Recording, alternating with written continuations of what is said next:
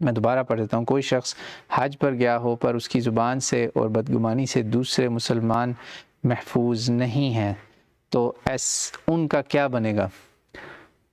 بھائی ان کا کیا بنے گا، ہم کیا کر سکتے ہیں؟ اگر کوئی وہاں جا کر بھی وہاں سے واٹس ایپ اور ٹویٹر اور انسٹاگرام اور فیس بک اور اسنیپ چیٹ اور ان سب فضولیات میں وقت ضائع کر رہا ہے، سوشل میڈیا پہ بیٹھ کے بدگمانیاں اور پھیلا رہا ہے اس طرح کی غلط چیزیں، پکڑ ہو جائے گی۔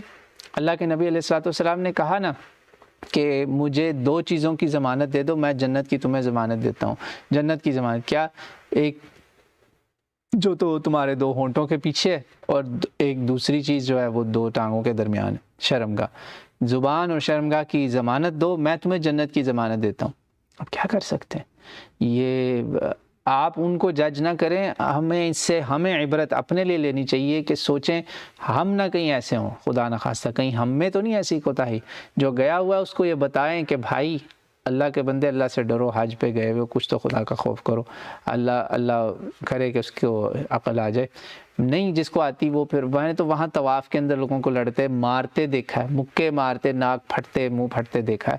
توبہ توبہ استغفر اللہ، یہ تو برباد، ایسے میں عبادت ختم۔ اللہ نے کنڈیشن یہ لگا دی کیونکہ اللہ کو پتا تھا نا، اللہ الحکیم ہے، العلیم ہے، الخبیر ہے، البصیر ہے، الرقیب ہے، اس کے علم کی کوئی حد ہے، اس کی حکمت کی کوئی حد ہے، اسے پتا تھا، اس لیے اللہ تعالیٰ نے فرما دیا تھا، کہہ دیا ہوا ہے کہ فمن فرض فیہن الحج، پہلی چیز یہ مردوں عورتوں کے تعلقات اور فسوق، کوئی گناہ کا کام اور جدال۔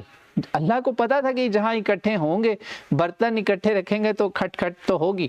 اب یہ وہاں پہ کھٹ پٹ کی بجائے پوری دنیا میں کھٹ پٹ کر رہے ہیں تو پکڑے جائیں گے۔ اللہ ہم سب کو ہدایت دے۔